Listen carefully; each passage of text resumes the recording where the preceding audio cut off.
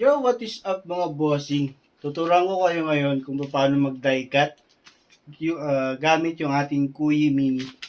So, yung die cut natin ngayon ay yung papahapyawan mo lang siya. Yung tawag namin dito ay kiss cut. Ayan. So, may iwan yung sticker natin dito. Tapos, si client na lang yung pipila sa ano niya. Yan. So, request ng client, ganyan lang yung style ng pagka-cut natin. Tuturuan ko kayo paano ito magawa. Alright?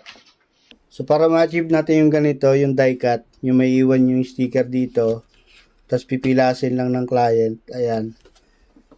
Dito sa settings, punta tayo sa settings, sa cutting force. Ayan mga boss, sinet ko lang siya ng 140 sa cutting force. So, ang gamit ko na sticker ay yung, so ito yung gamit natin na vinyl sticker, White Tiger. So, 140 ang kanyang cutting force. At ang speed natin ay 350 lang.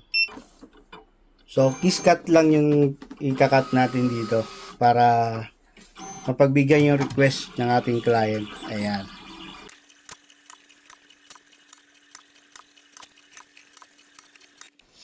So, ito mga boss. Tapos na natin siyang ikat. Ayan. So, papakita ko sa inyo na katulad din yan itong una nating nakat. Na pinakita ko sa inyo yung umpisa. So, yan. Pipilasin lang natin yan dito. So, as you can see, naiiwan yung, oy, sumama. Ayan. Naiiwan yung sticker.